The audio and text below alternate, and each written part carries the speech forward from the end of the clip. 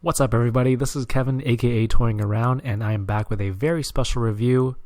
Okay, I gotta get ready for this. These are the Star Wars Black Series Galaxy's Edge Trading Outpost Hondo Ohnaka, Mountain Trooper, and Captain Cardinal action figures.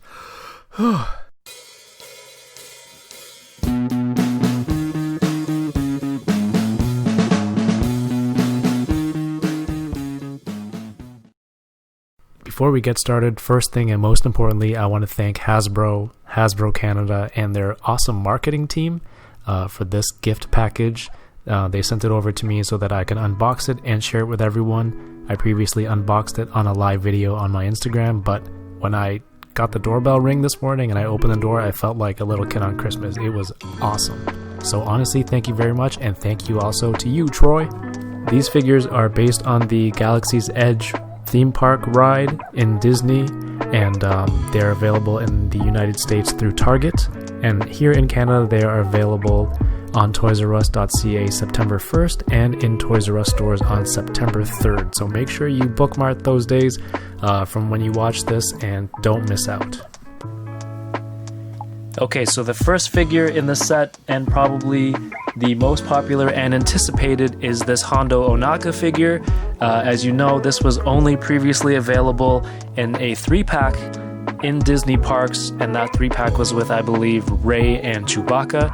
I'm not sure what the relationship there was with Rey.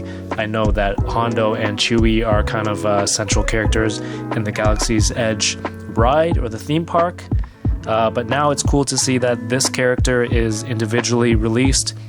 Like I said, this is probably one of the most anticipated of the pirate/smuggler, Hondo Ohnaka. He's kind of got this Johnny Depp Pirates of the Caribbean vibe going on with the, swashbuckling long coat and the dreads here, some purple elastics tied into it. I really like the headgear, or the eyewear that he has. Covers his eyes, covers his ears here, the yellow tinted glasses, and then kind of like a Bluetooth speaker on the other side. The horns coming out of the face here look really good, and he's got a little grin on his face. And if you know him from Clone Wars and from Rebels, he's always hatching some kind of scheme or planning some kind of double cross. So the smirk is the perfect expression that should come with Hondo, and it's a nice choice. The helmet or hat does not come off unless you really wanted it to, which I don't need to. The glasses also are a permanent piece. The head does go all the way around if you need it to. It only goes down this much and looks up that much. Let's see what kind of what are we working with here underneath.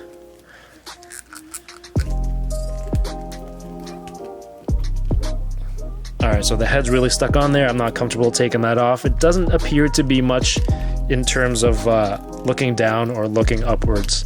The collar here doesn't really get in the way of anything. There's a nice sculpted necklace that he has there. Necklace, and his shirt here.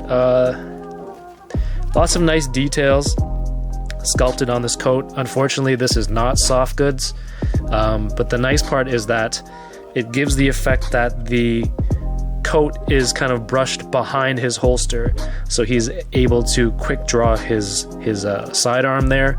It's got your classic Star Wars holster here. I love that look, like the Han Solo smuggler look. I guess this is what they kind of gravitate towards in terms of gear. And of course, some wristbands. No extra hands, just this one weapon here. He only has these single jointed elbows, but he does have a double jointed knee, which does bend again here. That's the knee, so it's got like a really crazy bend right there. So if he does want to kick himself in the bum, it's not even a knee articulation, it's almost a high shin articulation, but that's cool. I think that they're trying to avoid any breaks in the boots here.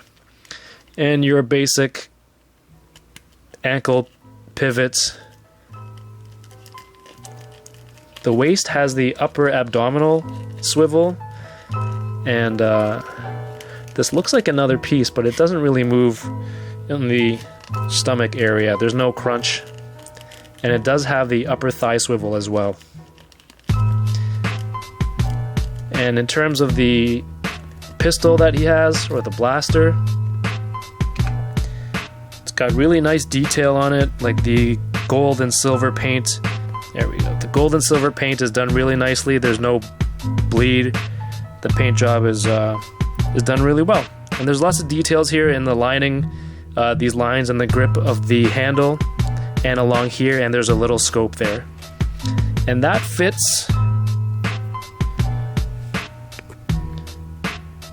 easily on his holster. That's Hondo. Next up is this First Order Mountain Trooper. He kind of reminds me of a Scout Trooper, an Imperial Scout Trooper, but he also has a similar helmet to the Scarif Tank Trooper, with the little visor piece up here and the really sharp lines meeting or gearing towards the middle here. He's got the one red shoulder patch on the side, and lots of, for the deco, there's lots of dirt and paint around throughout the armor, shoulder, chest, and of course on the shin pads as well. In terms of articulation, his head can look down this far and look up that much, which is really high. And of course it's got that peg in there so that you can get further back and further down, and no interference anywhere else. Shoulder articulation, he can't even go up here because you have the shoulder piece that's going right into the armor there. There is no bicep, there's no upper bicep swivel, but there is the articulation here at the elbow. Even though it is the single jointed elbow, you get one pair of hands that comes with the figure, and the upper torso turn, and that's about it. Ab crunch only goes this far forward, which I wouldn't even call it ab crunch at all. The leg articulation, it can go far out like this, but doesn't move that far out to the side because there are these hanging pouches here that, while they are soft rubber, they're still in the way. There's the upper thigh rotation and a double jointed knee.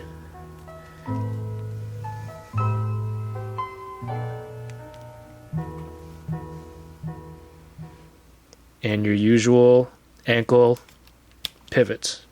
He just comes with this one blaster here. It's kind of basic, one tone, not much detail in terms of dry brushing on it.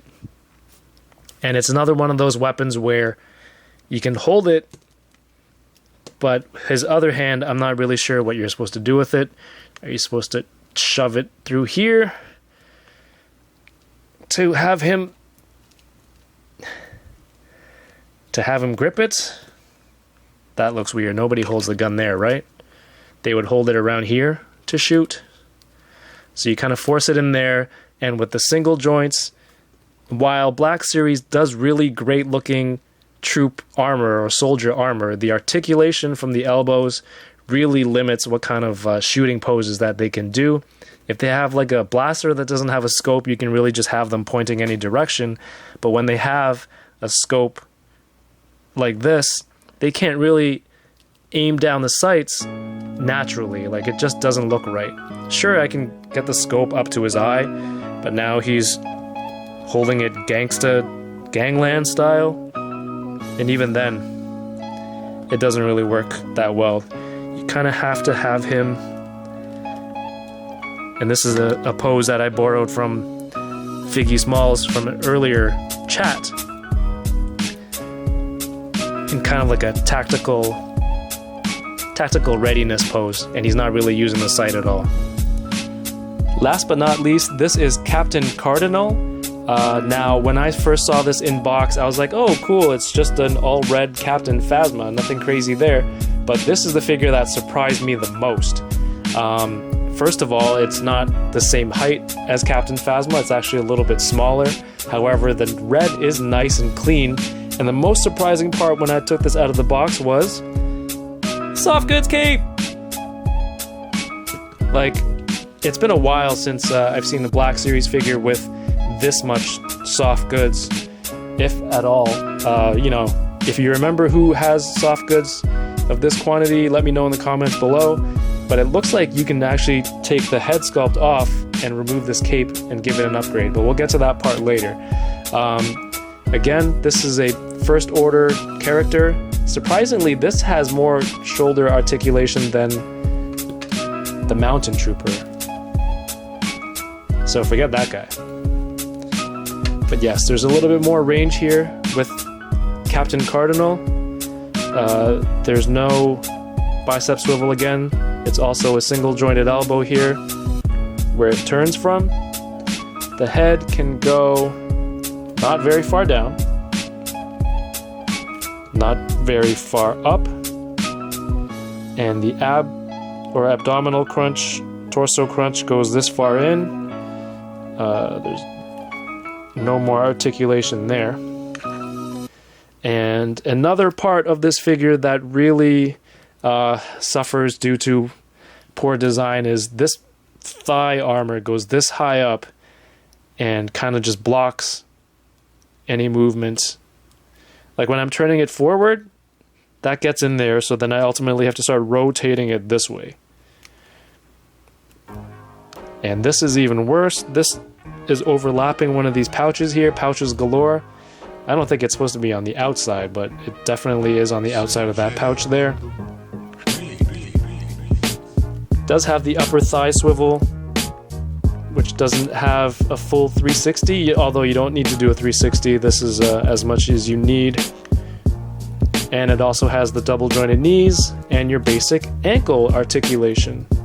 In terms of the sculpt, it's really basic. It looks like another first order trooper, just painted red. There's not much going on, but it has a usual kind of designs here. This little section in the back, a lot of pouches. And in terms of detail, it's not that extensive. It's just really, I think the look they're going for is like a really smooth armor look. For weapons, Captain Cardinal comes with this red and black blaster, and also the smaller one here. It's like the noisy cricket, and this one actually has the little tab that goes into the side of the leg here. There's a hole here in the leg. You just kind of push that in, and I believe previous First Order Stormtroopers had a similar feature. And with regards to this guy, is this a she also? I'm not sure, I gotta look that up. In terms of this blaster, it just goes in this hand.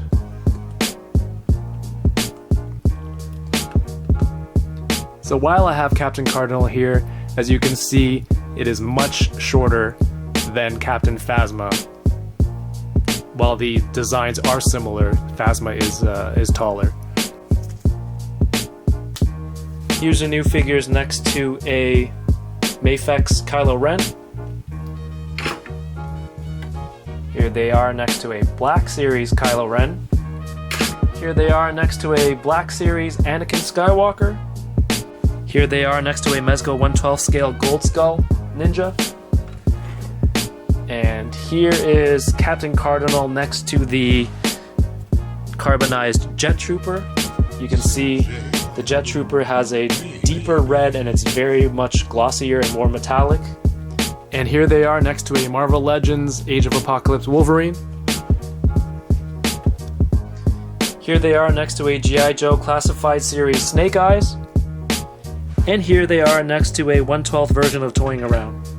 So that wraps up the review for these three figures. Let me know in the comments below, will you be getting this Hondo, or will you be waiting for it to release in a regular wave? Don't forget, in Canada, it's going to be available on toysrus.ca September 1st and in store September 3rd. In the US, it'll be out in Target. Once again, thank you to Hasbro and the Hasbro Canada team. You guys are awesome for sending this package over. I had a lot of fun opening this and unboxing it for everyone to see. Don't forget, every Thursday I do an unboxing over on my Instagram at Toying Around, so make sure you go follow there. Thank you for watching this video. Please like if you like the content you saw today, and subscribe with notifications on so you'll be notified of future videos and reviews. Thanks for watching, and keep toying around.